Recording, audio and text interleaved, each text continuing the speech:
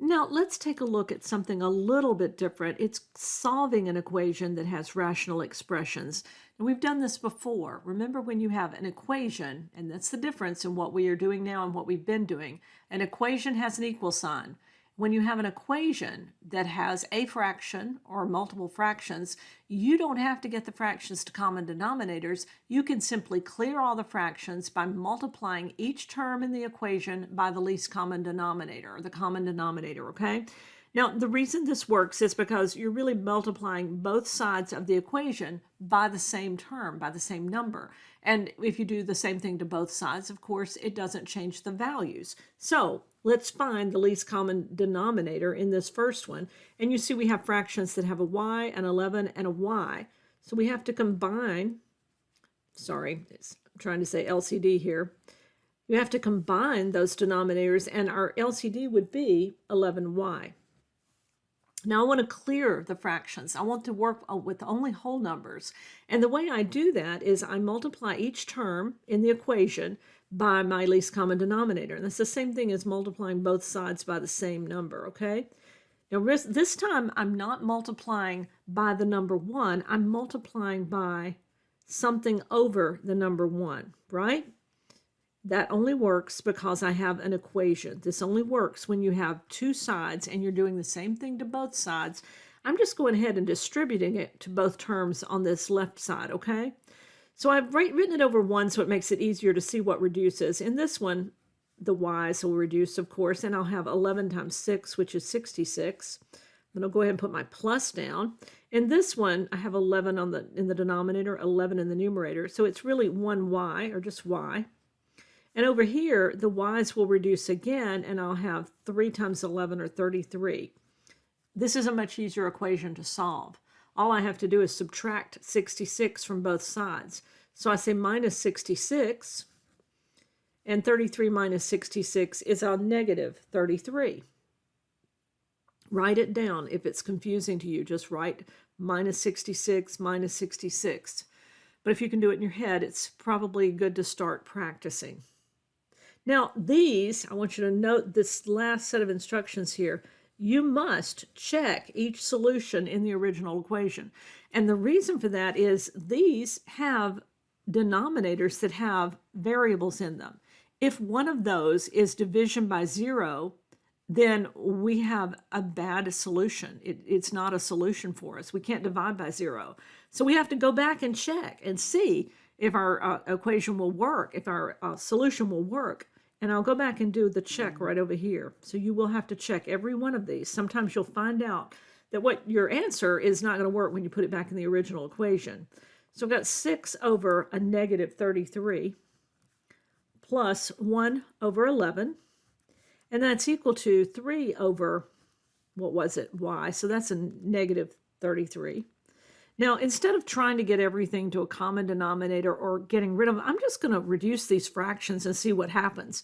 This negative, positive divided by negative, means this term is negative, and I can divide both of these by 3 and reduce them, can't I? So I'll end up with 2 elevenths plus 1 11th here, and that's equal to, these will reduce too, negative out front, and I divide both of them by 3, and I get 1 11th. Well, now they're all 11ths. I have a negative 2 11ths, a positive 1 11th. Well, on this side, I'm going to have a negative 1 11th. And over on this side, I have a negative 1 11th. Now, I never got to a situation that was division by 0, and my answer checked. So my good solution here is y is equal to negative 33. Let's do another one. Once again, I have two equations. Now, go ahead and put binomials in parentheses to show that you're going to treat them as a single term. And let's multiply everything times x plus 1 to clear those fractions. So I'll say this plus times x plus 1 over 1, and this one times x plus 1 over 1. Remember, this is different from what we were doing by trying to find a common denominator and get all of our fractions to the same one. That was because we were adding fractions and subtracting them, and we did not have equations when we were doing that.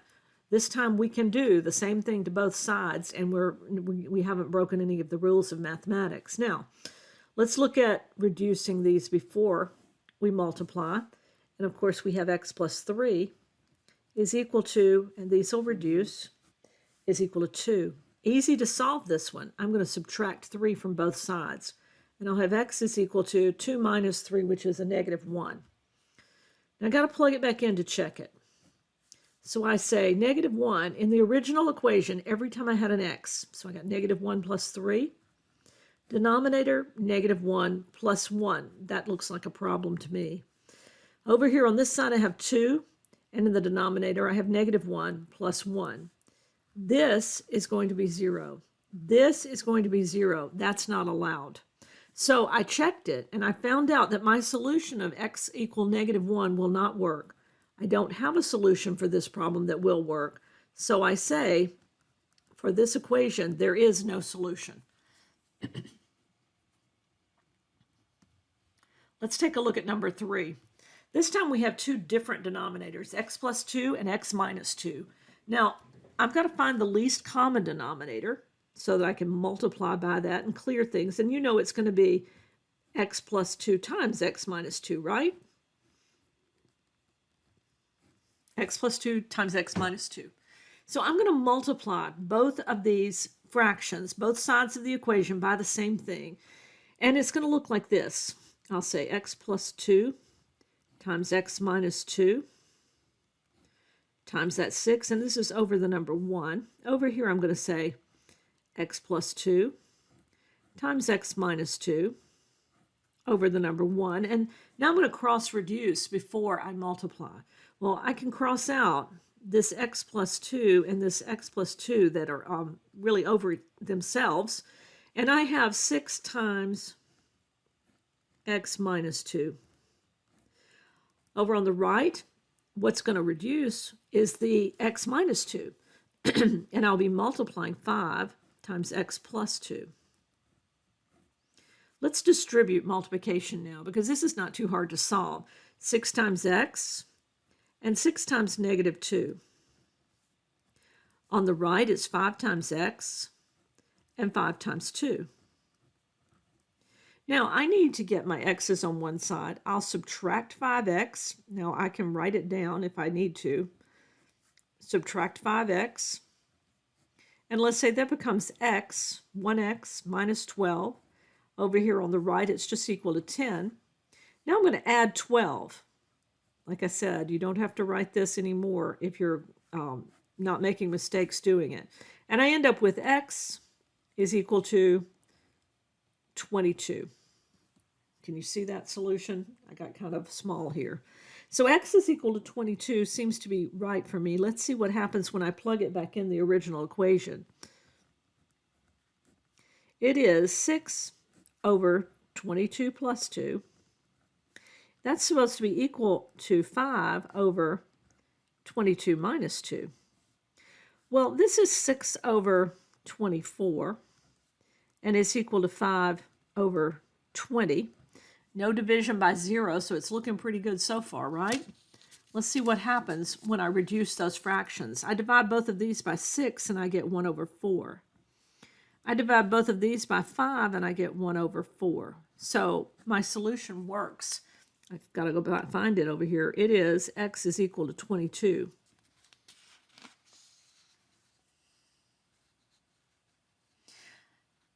Example number 4, sorry I've gotten kind of run into it here, that's a 16, has a complicated little denominator on this side. X minus 2, of course, is as simple as it gets, but this one looks like it's going to be a difference of 2 squares. So I'm going to end up factoring it. X plus 2 times x minus 2. I'm hoping you can see that now without having to do too much work. Difference of 2 squares, the square root of one, the square root of the other, opposite signs. So what will I multiply? What will I use as my LCD? Well, it'll be the one that includes everything, which is x plus 2 times x minus 2. And there's no reason to convert the second fraction. I'll just have to multiply. Well, really got to multiply both sides, right? Because I'm not converting, sorry. So I'm going to multiply both sides times x plus 2 times x minus 2 over 1. And when I do the same thing here, x plus 2 times x minus 2 over 1. I hope you can see what I'm doing. I didn't give a lot of room for us to write here, did I? Okay, this one reduces, cross reduces, the x minus 2's go away, and I've got 4 times x plus 2. That's going to be equal to, well, what's going to reduce here? Look at it. This is my numerator, this is my denominator, and they match, so they can be reduced. So it's really 16 over 1, just 16. Much simpler equation to solve now. Multiply or distribute the 4x plus 8 equals 16. Subtract 8 from both sides. I'm going to have 4x is equal to 8. And when I divide both sides by 4, I'll come out here, x is now going to be equal to 2. Let's see if that works. I go back to the original equation to check it, and I have 4 over, it was x minus 2, so that would be 2 minus 2, and there's a problem. And this is supposed to be equal to 16 over x squared minus 4. Well, that would be 2 squared minus 4. There's another problem. This is 0, isn't it? And 2 squared is 4, so this is really 4 minus 4. It's another 0. It wouldn't matter if we just had 1 0, but we have 2 of them, so this is not a solution. So I have no solution to this problem. There's no way to know this without checking. You have to go through and check these, okay? All right, example 5. I have denominators of x and 64. I'll combine them for an LCD of 64x. Now I'm going to multiply every term times my LCD.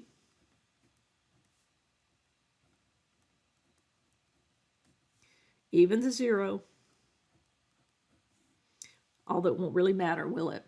Now let's say the x over x reduces. Like I said, it's hard to cross out an x. And I have 64 times 1, which is 64, minus, this time the 64 is reduced, and I have x times x squared. And that's equal to 0 times anything, right? So I got 0. Now what have I got? Well, I have never factored in this format before, but I can. I can say this is a perfect square, that's a perfect square, right? I can do a difference of 2 squares. I can have plus, minus, the first term is an 8, the second term is an x. So my solutions here look like this.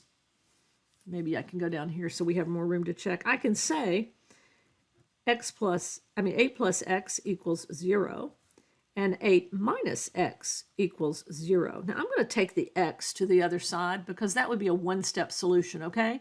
So I'm going to subtract, well, this one I'm not. I'm going to take the 8 to the other side. I'm going to subtract 8 from both sides. I get an x is equal to negative 8. On this one, I'm going to take the x to the other side. I will add x to both sides, okay? I have a positive 8 and x over here. So if you just kind of think about it turned around, this is x is equal to negative 8.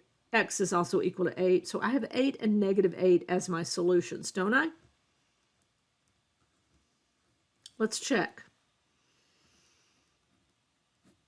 I go back to the original equation. It is 1 over x. Well, let's try the negative 8 first. Minus negative 8 over 64. And that's supposed to be equal to 0. There's my equation. Negative 1/8 minus a negative is plus a positive. Can I reduce 8 and 64? Yeah, it's 1/8. Divide them both by 8. Negative 1/8, positive 1/8 together is equal to 0, isn't it? So this one checks. Let's look at the other one. This time, I'm going to put in a positive 8 for x. So I have 1 over 8.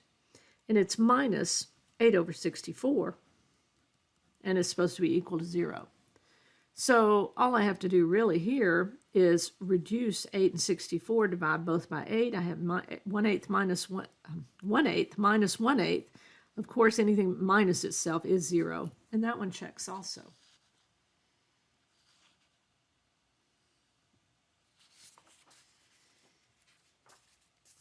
Now let's take a look at example 6 on the next page. This one, I have an equal sign, so I'm going to go ahead and clear the fractions, which is what we've been doing, right? Least common denominator? Well, there's only one denominator for both of them have a denominator of x. So why don't I just multiply each of these terms times x? When I do it for the first one, I reduce the x's and I end up with x squared plus 4 minus 2 times x, which is 2x. And that's equal to, let's reduce these x's, it's 2 times x plus 2, right?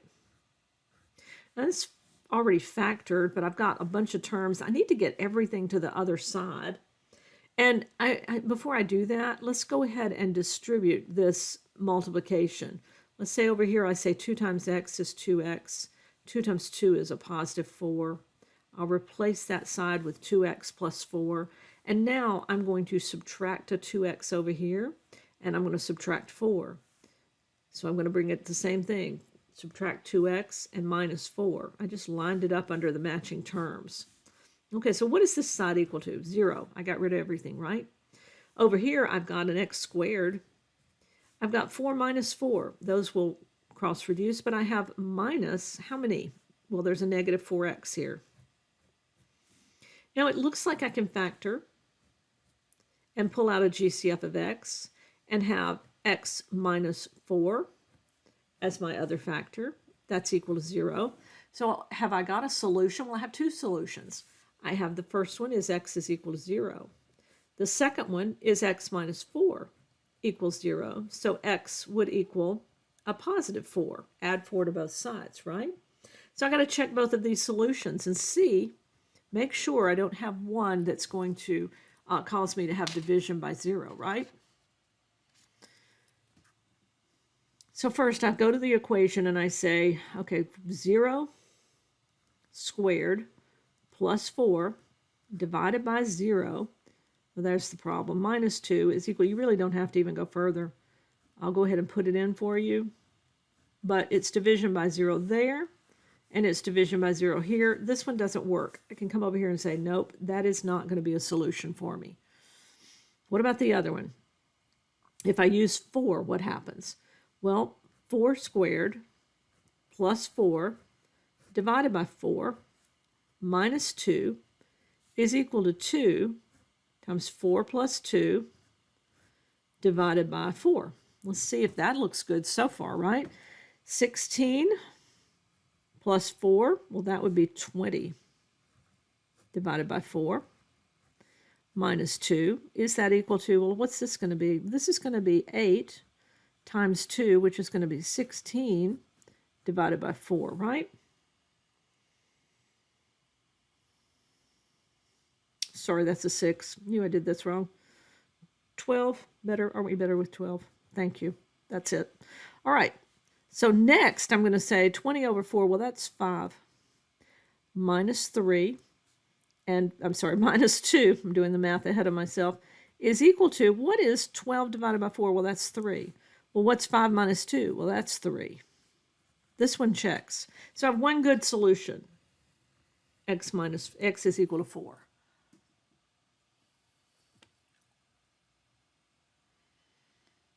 Next, we're going to do a couple of word problems. And this one is one that you may remember from other math that you've done. We're going to do a proportion problem. Now, proportion is a relationship of one number to another number. And you think about it all the time when you do things like miles per gallon. How many miles for 1 gallon of gas? How many miles for 20 gallons of gas? Or how many gallons of gas would it take to go, 100 miles? Those are relationships, a set relationship. So miles per gallon is one, miles per hour is another that we think about. So we do relationships all the time. Look at this as a fraction equal to another fraction, and we set it up as a proportion problem. And we can solve those really easy by cross-multiplying. Now, we've been doing cross-reducing, right? Anything in the numerator would reduce with anything in the denominator. This is not that. This is cross-multiplying an equation. It has to be an equation with one fraction on one side and a fraction on the other side. So let's set this one up. It says a camel can drink 15 gallons of water in 10 minutes. Now that's one relationship. 15, and you must write the labels down. Don't just write the numbers. 15 gallons is to 10 minutes. The first fraction says every 15 gallons will take 10 minutes, or every 10 minutes he will drink 15 gallons, however you want to read it. Now we're going to set it up equal to another fraction. The thing about the other fraction is we have to put matching terms. If gallons was in the numerator in our first relationship, gallons must be in the numerator in our second one. Gallons has to be in both of them. That's why you must write the terms down. You must write the units down. And I've got minutes in the denominator, right? So now I'm going to say what else it tells me. At this rate, how much water can the camel drink in 5 minutes? Well, they did give me the minutes. And they asked me for the gallons. So that is set up correctly. Now all I do is cross multiply. I'm going to multiply these two together, and I get 10 times x, which is 10x. I'm going to say equals, and then I'm going to multiply these two together, and I say 15 times 5. Well, now all we have to do is solve a very simple equation.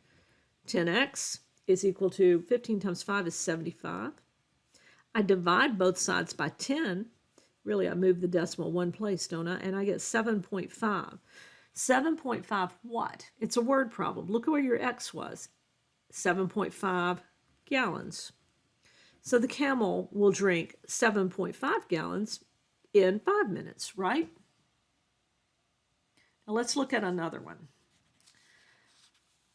I've got another problem that says there are 14.1 out of every 50 employees at a company are women. If there are 47,314 total company employees, estimate the number of women. So what we've got is, we've got a relationship, right? We've got employees to women. You know the terms there, you know the units that you're using, and you know the relationship is always employees to women because that's what they gave you. Well, you have to take, what did they give me? They said 14.1 out of every 50 employees. Well, 50 employees, that means there are 14.1 women, right? Out of every 50 employees. And then they told me the total employees was 47,314 and asked how many women.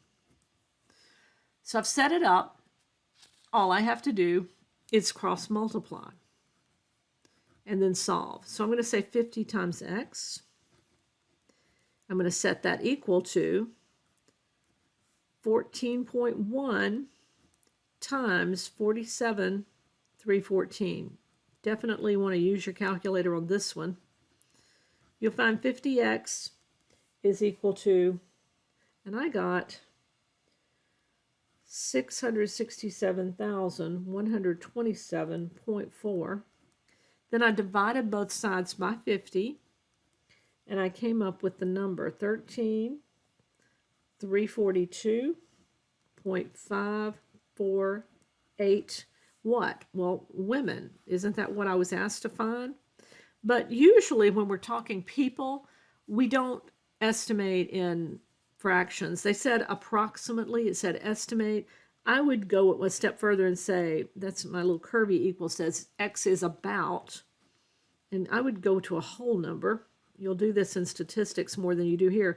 And that says bump it up. Bump this one, we're going to round to a whole number. So the 5 tells us this number has to go up to a 3, right?